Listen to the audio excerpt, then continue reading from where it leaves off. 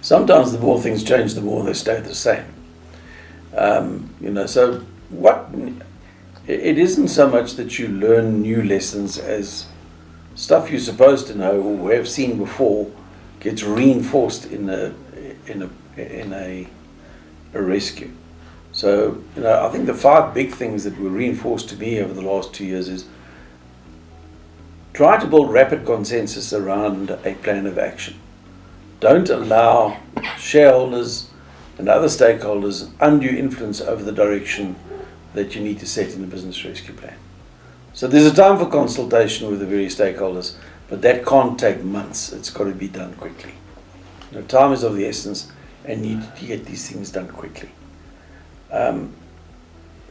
Big frustration is still the regulatory framework, not fixing stuff that needs to be fixed in the Companies Act. So you can't have a situation where a director defrauds a company, self-enriches himself, manages it to keep it out of the court in rescue, doesn't tell the practitioner about the fraud, and then hide behind the fact that the Act says you only got 2 years as a company to recover losses against the director. That kind of nonsense has got to be sorted out in some very clear and simple regulations and changes to the Companies Act. And those are quite difficult. The CRPC is not getting better, it's getting worse. We've got a situation where all the directors of a company have resigned. The shareholders won't appoint new directors, or they can't find anyone to take the appointment. And the CRPC insists on keeping directors on the register even though they have resigned. So you sit in a situation where in your rescue plan you say they resigned, but then in your creditors meeting someone comes back and says yes, but according to X and Y report they're still on the register. So what do you have to do then is to bring an application to remove them as directors and declare them delinquent even though they did resign.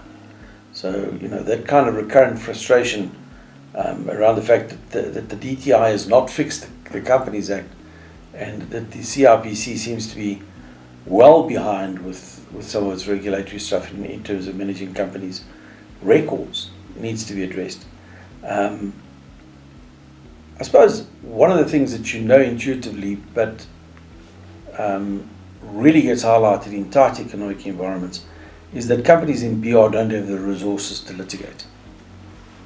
So it's fine to have an ability to stop it, but if your litigation is between shareholders and the BRP, or between the BRP and security holders who are overclaiming on their securities, or the BRP has violated their securities, the companies don't have the funds to litigate. So that tends to result in an environment where you have to go into liquidation. Then we had some major court cases that came down, I think, that really gave us some good guidance and best practices. One that came down recently on the old Lily Mine case that's been going on for years, basically came up and said, and this is a layman's view of it, I'm sure the apprentice lawyers are writing the opinions on it right now, that a business rescue plan is a contract between parties to be implemented and executed by the business rescue practitioner according to that plan. So there's no discretion to change the essential elements of a rescue plan. And you're contractually bound to deliver the outcomes in the rescue plan. And what you had there was an attempt to appoint the rescue practitioner to appoint someone to act as a rescue practitioner, which is illegal. You either go to court or the directors appoint the practitioner. So it clarified that debate, which most sensible practitioners would have said, well, it's A or B, it can't be this. And then the discretion to vary or move away from a rescue plan said, you have to go back to your principal creditors and renegotiate it. That sounds like trite, but it wasn't. You had some big cases where rescue practitioners were trying to save companies and kept on changing the plan without consulting creditors. It can be a major frustration. When you go in and you get told by shareholders they'll support A, B, and C, you present your plan, then they decide that they're going to do D, E, and F, and then you've got to go back and renegotiate and republish the plan. It causes long delays. Hopefully the company will survive. And then you still have consequence management for directors needs to be fixed and urgently. And that, we all know from Zondo and the way that state-owned entities are run, is that there needs to be a framework for delinquency. But honestly, sitting in rooms with directors who've signed sureties and who have sold their company and defrauded the banks in the process, for them to hide behind ignorance or so-and-so advised me is not enough. And I'm sure the IOD and other institutions would say the same. When a company gets to a particular size, their directors need to have some sort of formal qualification in running companies. It's not just... and that'll also help things like BE fronting and other problems in our economy. I suppose the other big thing that came through this year is you're never too big to fail. We've seen African Bank, we've seen SAA, we've seen Steinhoff, and this year we saw Dongold Hewlett. And too big? Are they too big to fail? Well, you can literally crush a third of your sugar industry if you're not careful in how you manage it. I'm not sure how the practitioners are going to deal with it, but I think it's creating massive opportunities in terms of restructuring the whole industry, but it doesn't get away from the three driving factors that are problematic with sugar. And that simply is global warming is making it harder to farm sugar because you need consistent water. 2, the tax authorities have decided sugar is fair game to tax. And 3, major food companies and health officials globally have conclusively come out and said sugar poses a health threat. So, if you're a sugar producer, you're up against Mother Nature has taken against you, the taxman has taken against you, and your principal consumer has taken against you. Turn around in those environments is going to be very, very tough.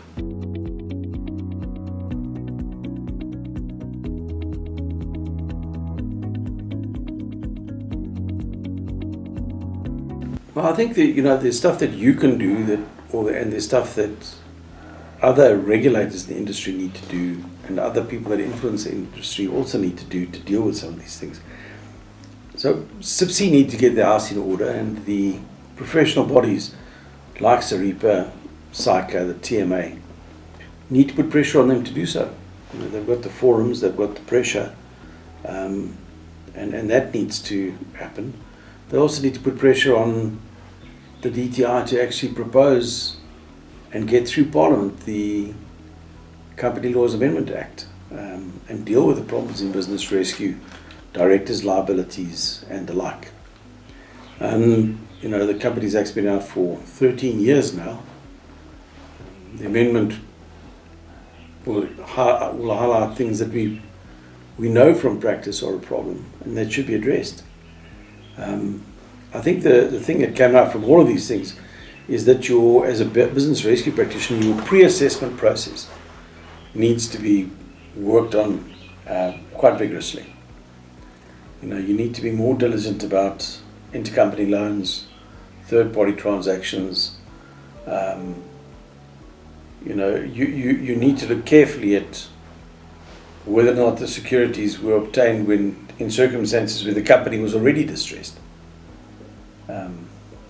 And question the supporting documentation that's given to you when those loans were requested, because you may be facing the fundamental liquidation issue, which is a fraud against the lender, because the company was already overcommitted. The banks were trying to be lax and helpful and advanced working capital when perhaps they shouldn't have.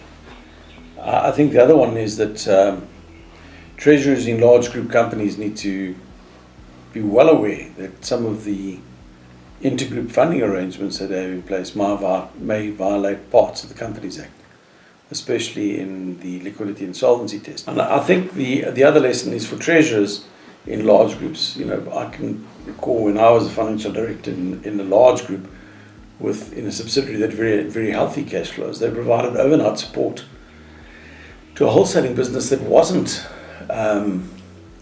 really solvent or liquid. it had large exposure to debtors and a large exposure to stock. So its working capital requirements were funded by other group companies. Now, if you apply the solvency and liquidity test required today to that company, as and when you advance the funds, if something were to go wrong and the banks were to lock down that company's bank accounts,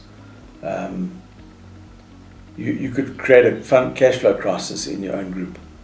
So you can look at a business rescue like Dickinson at the moment, where across the group everything looks hunky-dory, but in defined units it looks very, very different.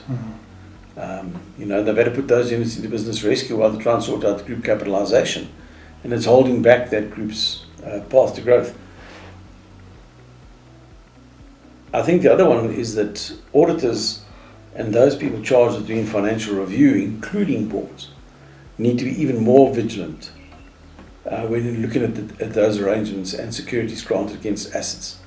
And the valuations placed on assets. So if you look at Tonga or Hewlett, all their debt was based on assets that A, didn't exist, or B, were overvalued, and C, weren't in productive use.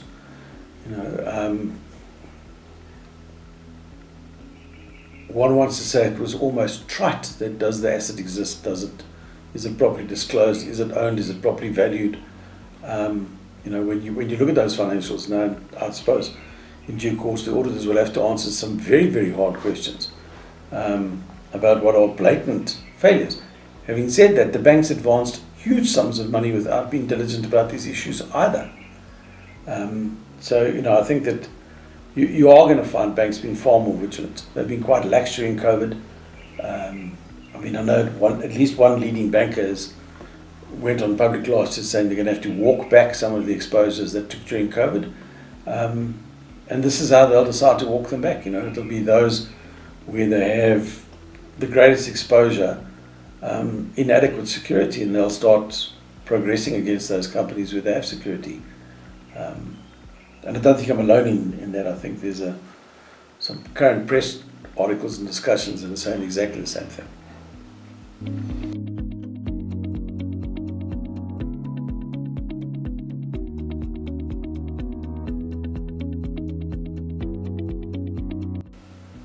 The great frustration is getting bureaucratic decision makers to make decisions quickly. The Act says you've got 10 days from publication of the plan to holding the meeting. Well, that's all good and well, but if you then ask someone like SARS, they'll say no, they need to have all the audit financials in and their objections dealt with, and their process for an objection in one particular matter that we dealt with, despite having made the objection after a year, and it was quite an apparent objection, there wasn't much dispute about it. It was they decided to add a dividend into the taxable income, and that dividend was irregularly declared, not paid by the company, and it was hopelessly insolvent. They couldn't declare the dividend even if it wanted to. SARS decided to add their dividend back into the tax, and have taken over a year to issue the ruling. So if you've got complicated tax matters, getting a decision out of SARS quickly could be deeply problematic. And the same thing goes for banks. The one lesson I learned is no matter how well you run a rescue, the banks will always act on their security.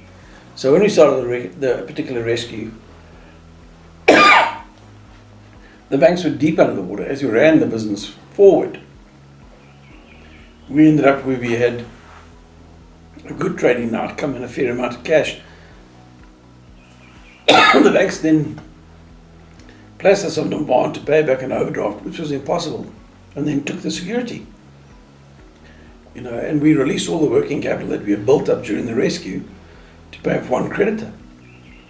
And that's despite having a good relationship with the bank during the course of the rescue. So always remember that banks will act in favour of their own interests of security, and despite what they may say, they are not supporters of business rescue.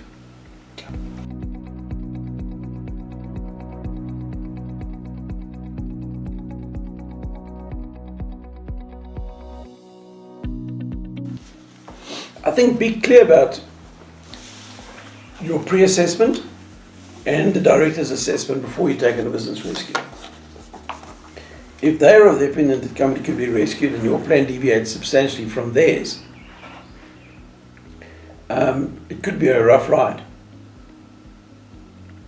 Make sure that your principal security holders are on board before you start a rescue, or immediately after you commence the rescue, because if there are large security holders and their securities have been breached, that's a very different circumstance to where they're large security holders and their securities have not been breached. Because you can stop the enforcement action if they have been breached. If they are breached pre or during a business rescue, you're exposed to a significant risk. The other thing is, get to consensus quickly. Rescues drag on for years because consensus building takes time, and allowing the time to build for consensus also allows other creditors and affected parties to change their expectations and demands. Clear case that is SAA, where the process, not to blame Labour for it, but one of the delays in that process and one of the issues that consumed so much time was getting consensus from Labour unions while they try to renegotiate not only severance packages but wage increases and new models in the new company when they had no place in the rescue. And the third lesson, I think, is specialised sector advice. Your rescue practitioner can't fix a railway one day, an underground mine the next, and a retail shop on the third day. There must be clear evidence of expertise in the area that you're working in. That can be very broad. There's exposure to mining and construction in the CV as opposed to, well, he actually fixed a gold mine. If you want to be very specific, it's going to be hard to find that. But I think you will see more generalized practitioners out there.